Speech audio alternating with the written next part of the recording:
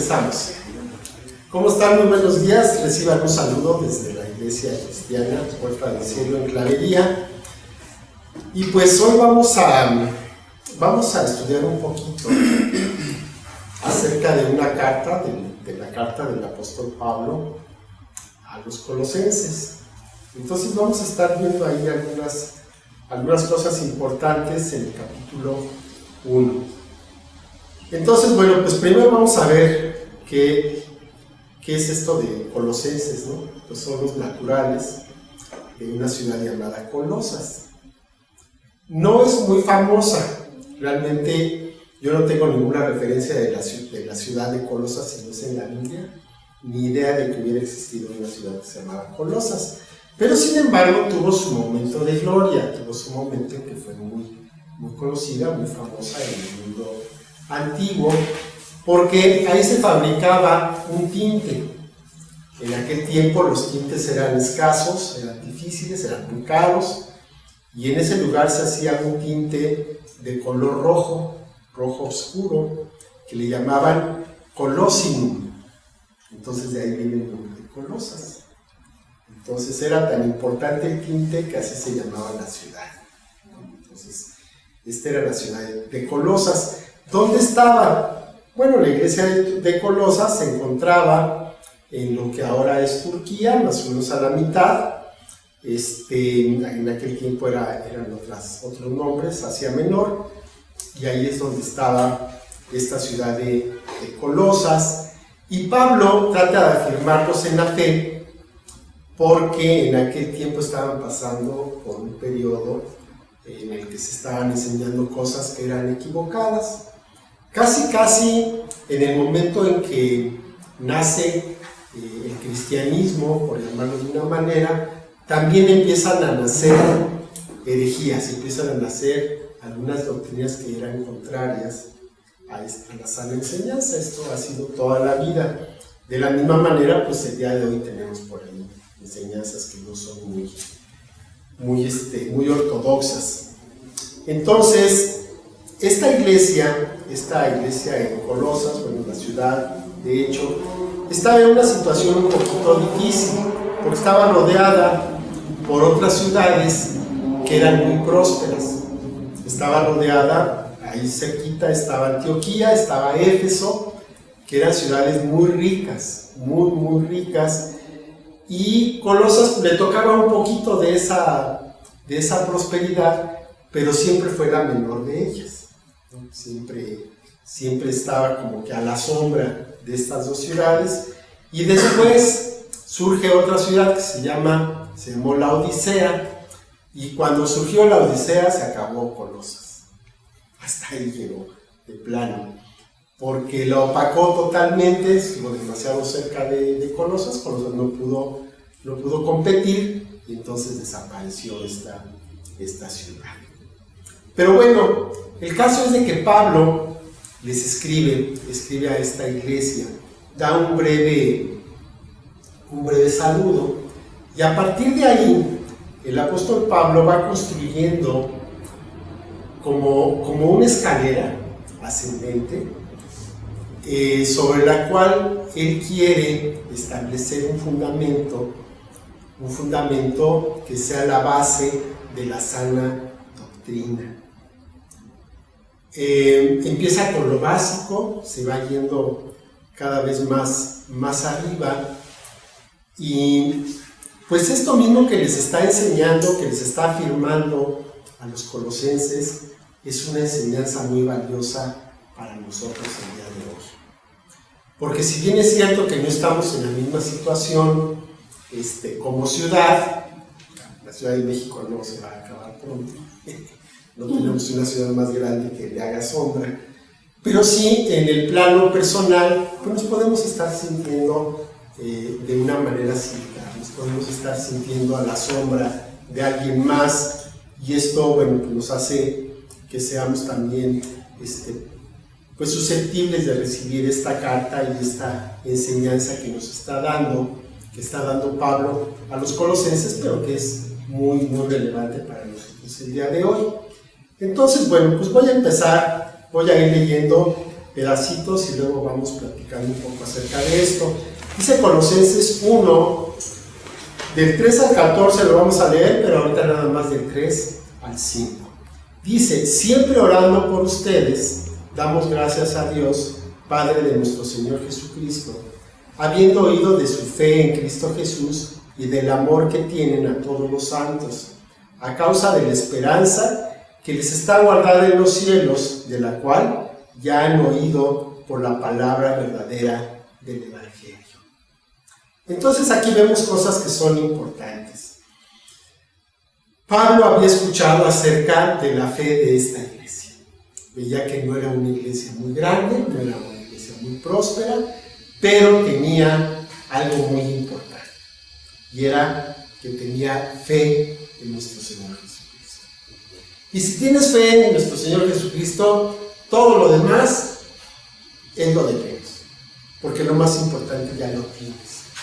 Y después dice: y del amor que tienen a todos los santos.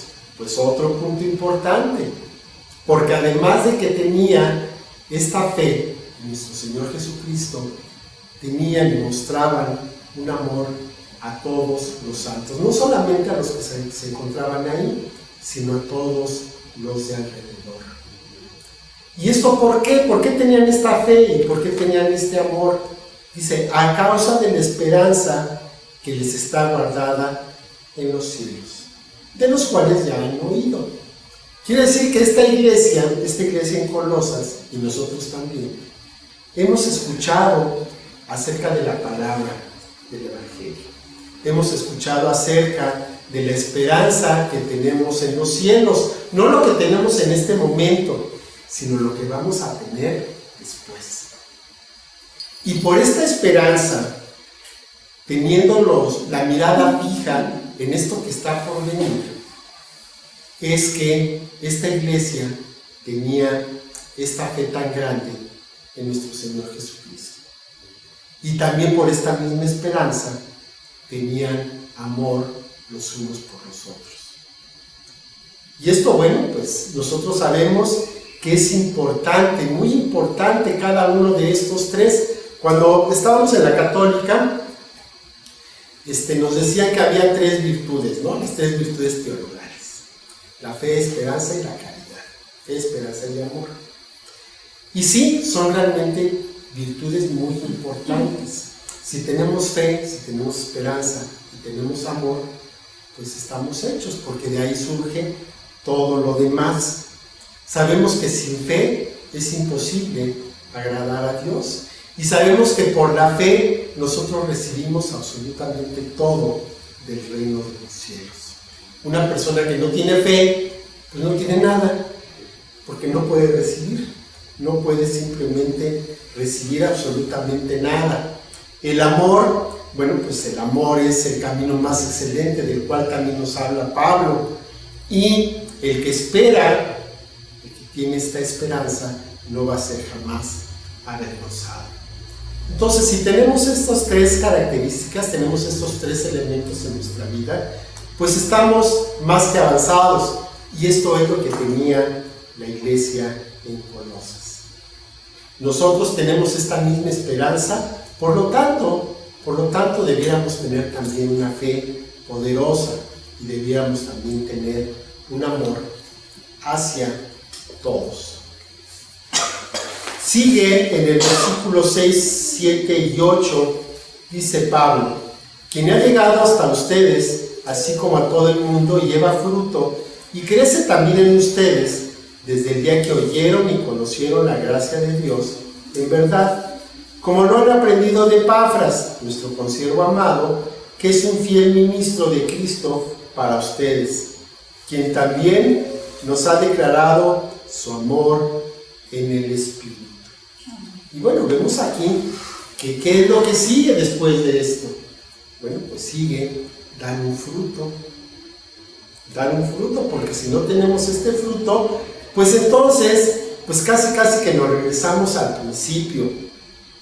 ¿Cómo es que conocemos a una persona que se dice cristiana, que se dice hijo de Dios? ¿Cómo sabemos si lo que está diciendo es verdad o únicamente está aparentando? Lo dijo el Señor Jesucristo. Por su fruto. El fruto es el que no se puede imitar. El fruto es el que no se puede cambiar con nada más. Y siempre les doy el mismo ejemplo. Tenemos aquí afuera un árbol de mandarinas. Ese fruto surge naturalmente del árbol. ¿Por qué? Pues porque su razón de ser es dar mandarinas. Entonces, ¿cuál es la razón de ser de un hijo de Dios? Dar fruto. Si no damos fruto, pues entonces somos como aquella higuera estéril, ¿se acuerdan? Que el Señor maldijo y se secó.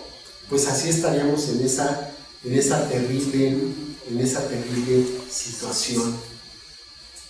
Y aquí Pablo pone de ejemplo a Epafras.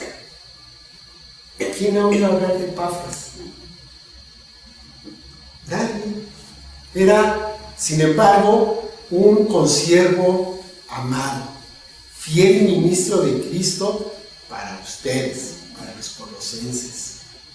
¿Y cuántas veces nos sentimos, a lo mejor como Epafras, que pues nadie nos conoce, nadie sabe quiénes somos, pero sin embargo somos consiervos amados y somos fieles ministros de Cristo para aquellos para los cuales el Señor tiene destinado? Ahorita yo puedo ver a quién estoy dando esta prédica, los puedo ver físicamente. Y me puedo imaginar también a los que están conectados en Zoom. Pero esto se va, se queda grabado. ¿Quién lo va a ver después? Pues no lo sabemos. Pero sin embargo, yo estoy seguro que hay personas que lo ven. Y estoy seguro que va a llegar a sus corazones con un mensaje bueno y poderoso. ¿Por qué? Porque es parte de un plan que Dios tiene. Y Dios no se equivoca. Entonces, como Epafras, que era un siervo fiel, un siervo diligente, nosotros también vamos a ser estos siervos fieles y diligentes, los cuales también van a estar dando testimonio a otras personas que no conocemos, pero que sin embargo Dios los ha elegido para ser parte de este plan.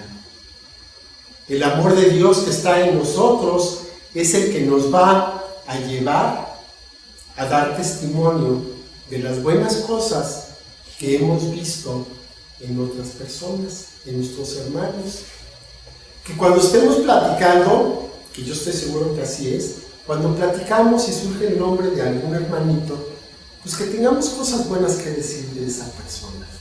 Que aun cuando siempre tenemos cosas buenas y cosas malas, porque así somos, que siempre salga a la luz lo bueno y que no estemos buscando lo malo. Porque hay gente que lamentablemente así es, siempre está buscando el negrito en el arroz.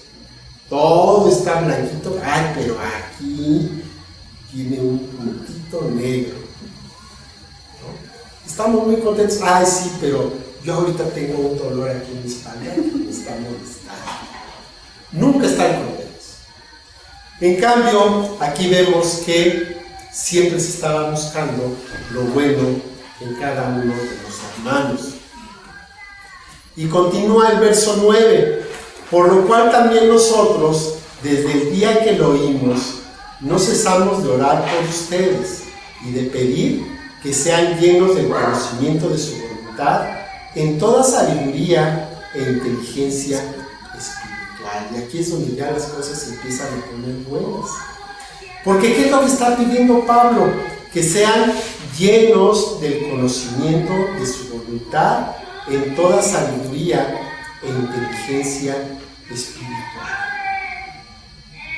Llenos del conocimiento de su voluntad. ¿De la voluntad de quién? ¿De Pablo? No. De Dios.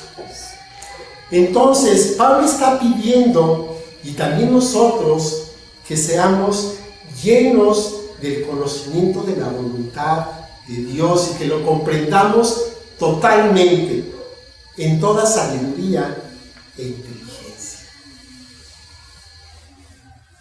Si tenemos un conocimiento bueno de la palabra, maravilloso. Eso nos va a ayudar. Pero si tenemos el conocimiento de la voluntad de Dios, no, bueno, pues entonces ya estamos súper avanzados.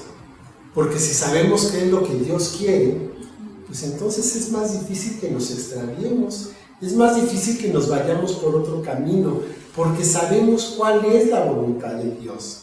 Y si además lo conocemos en toda sabiduría e inteligencia, esto quiere decir que vamos profundamente a este conocimiento. No solamente no solamente vamos a saber cuál es la voluntad de Dios, qué es lo que quiere, sino también vamos a saber por qué lo quiere y la manera en que lo podemos hacer. Si estamos llenos de este conocimiento de la voluntad de Dios en toda sabiduría e inteligencia espiritual, entonces conocemos el corazón mismo de nuestro Dios. Y entonces, cualquier doctrina que pueda venir en contra de la palabra verdadera, de la palabra de Dios, pues no nos va a mover. Como si conoces la verdad, te vas a ir por lo falso. Te vas con lo falso cuando no conoces la verdad. ¿Cómo te van a vender, no sé, un diamante falso si realmente conoces a uno verdadero? ¿Cómo te van a vender un anillo de oro que no es de oro si conoces cuál es el verdadero? Si conoces realmente a Dios, pues entonces lo que te digan que no sea la realidad, pues no te vas a equivocar, te vas a ir directo, porque conoces lo genuino, conoces lo auténtico. Si conocemos entonces la voluntad de Dios en lo general y en lo específico, entonces vamos a adquirir sabiduría. Recordemos que la sabiduría, el principio de la sabiduría es el temor de Dios. Si conocemos esta profundidad de las cosas de Dios, entonces seremos sabios. Sabios para vivir como Dios quiere que vivamos. Y dice el verso 10, para que anden como es digno del Señor, agradándole en todo, llevando fruto en toda buena obra y creciendo en el conocimiento de Dios. Dice, para que anden como es digno del Señor. Y después da una explicación, agradándole en todo, llevando fruto en toda buena obra y creciendo en el conocimiento de Dios. Pero para que andemos como es dignos de Dios. ¿Somos dignos de Dios? ¿Nos presentamos como esos hijos dignos de Dios? Yo me acuerdo que en una reunión de oración, hace ya muchos años, estaba yo empezando, hicieron esta misma pregunta. Y entonces, pues yo como para mí mismo iba solo, dije, pues más o menos. Pero una hermanita estaba ahí junto a mí. Entonces me dice, no hermano, no diga eso. Usted es digno. ¿Por qué? Porque usted vale la sangre de nuestro Señor Jesús. Amén. Y se acabó, no importa cuáles sean tus circunstancias, no importa cómo te veas, no importa lo que te digan, no importa cómo te perciban. Eres digno. ¿Por qué? Porque Dios te ha hecho digno. Y esto es lo que le está diciendo Pablo a los colosenses. Aun cuando vean que tienen ciudades más grandes, aun cuando vean que pues pueden estar un poco limitados en su alcance, en lo que es su desarrollo, en cómo los ve el mundo, no importa. Ustedes andan como es digno del Señor, agradándole en todo, llevando fruto en toda buena obra y creciendo en el conocimiento de Dios. ¿Qué más podemos pedir si somos dignos de andar en los caminos de Dios? Y todavía sigue Pablo en el verso 11, fortalecidos con todo poder, conforme a la potencia de su gloria, para toda paciencia y longanimidad. Fortalecidos con todo poder, fortalecidos con el Espíritu Santo, dice, conforme a la potencia de su gloria, con todo el poder.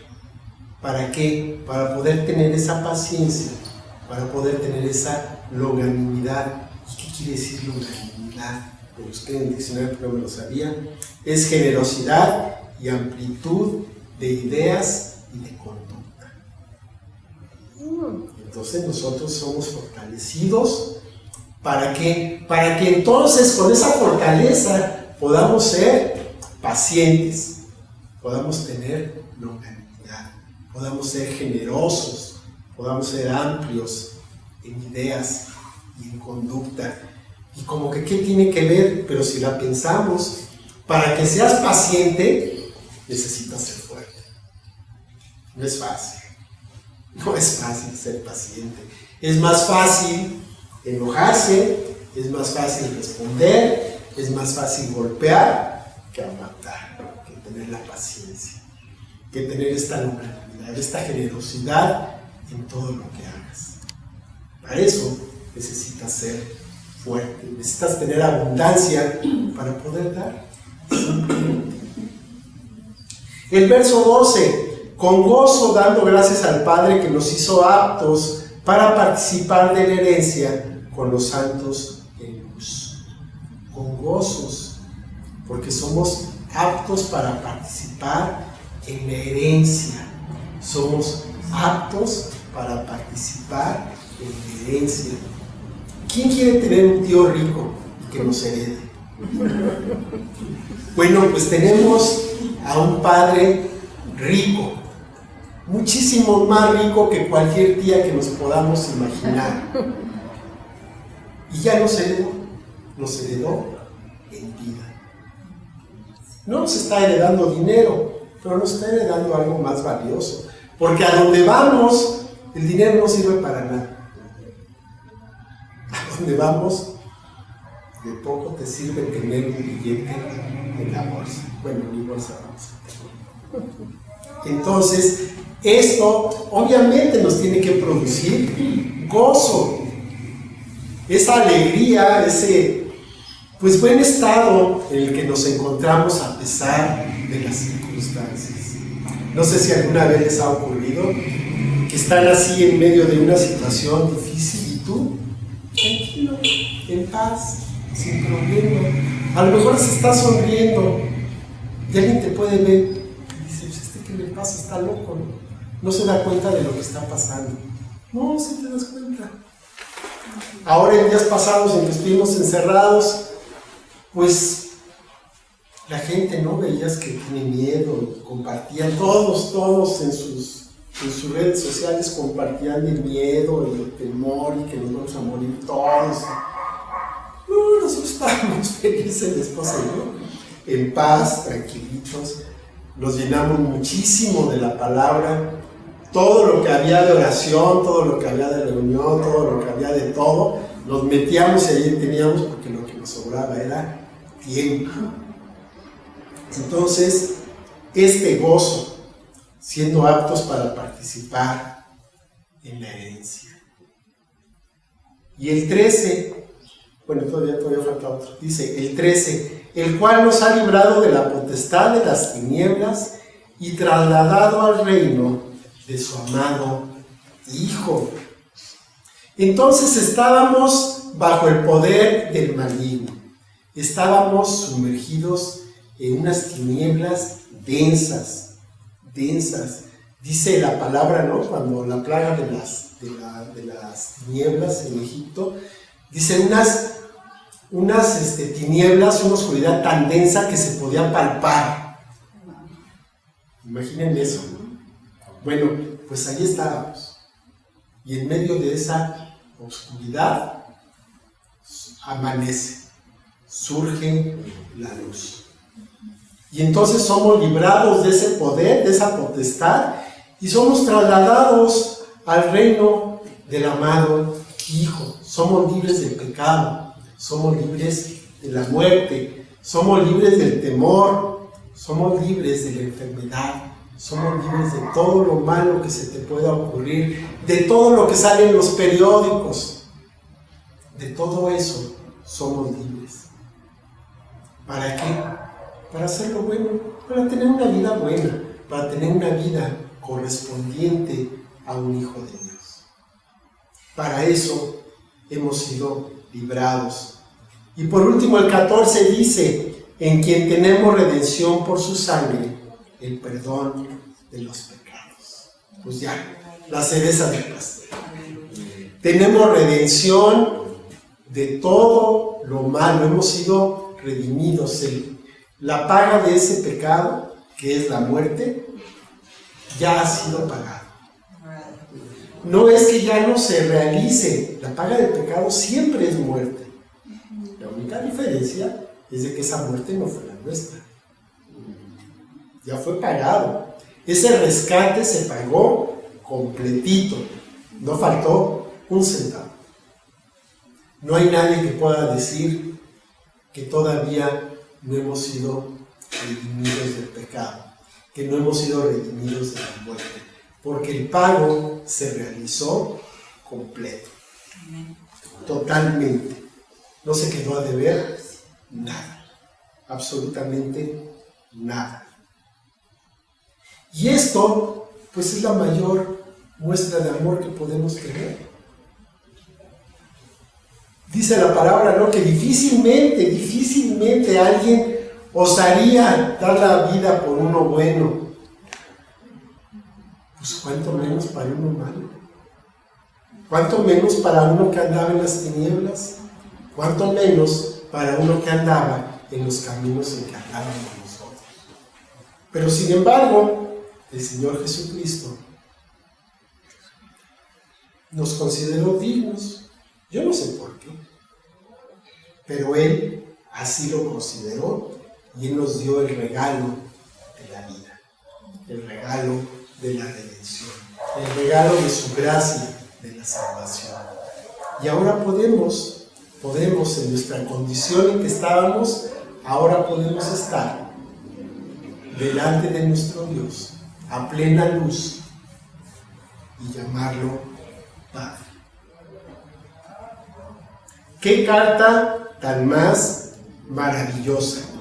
Y esto nada más es la introducción de lo que Pablo le está escribiendo a los colosenses. Una pequeña parte de lo que Dios tiene para cada uno de nosotros. Pero yo creo que con este poquito, con esta probada que hemos recibido en esta mañana, es suficiente para que nos animemos, para que podamos darnos cuenta de quiénes somos ante los ojos de nuestro Dios. Que no importa lo que estemos viviendo, no importa las circunstancias por las que estemos pasando, somos dignos hijos de Dios. Que la paga del pecado ya fue suplida, que somos redimidos y somos nuevas criaturas en nuestro Señor Jesucristo. Vamos a orar. Padre bendito, te doy muchas gracias, Señor. Muchas gracias porque no nos olvidaste, porque viendo la condición en la que estábamos, Señor, pues fuimos agradables ante ti, delante de tus ojos, Señor, y decidiste adoptarnos, decidiste traernos a tu reino, decidiste darnos tu luz, pagar el precio de nuestro pecado. Y hoy, Señor, podemos estar delante de ti con pleno gozo, Señor, de saber que la obra completa de redención se ha realizado en nuestra vida. Te damos gracias porque nos has dado una nueva naturaleza, porque nos has permitido vivir una vida nueva, una vida mejor, Señor, que la que teníamos anteriormente. Gracias porque tenemos un nuevo comienzo y porque, Padre, podemos avanzar en el conocimiento de tu voluntad para ser sabios, para poder, Señor, andar como es digno de un hijo tuyo. Te damos muchas gracias, Señor, por esta lección que nos das, Señor, por esta obra que has hecho en nuestra vida, porque esto ya está hecho. Y lo único que tenemos que hacer es andar por este camino. Te damos gracias en el nombre de nuestro Señor Jesucristo. Amén. Amén. Bueno, pues muchas gracias por estar con nosotros. Y pues que Dios me los bendiga y tenemos todo lo que necesitamos. Todo lo que necesitamos para andar en ese camino de dignidad. Que Dios los bendiga. Hasta luego.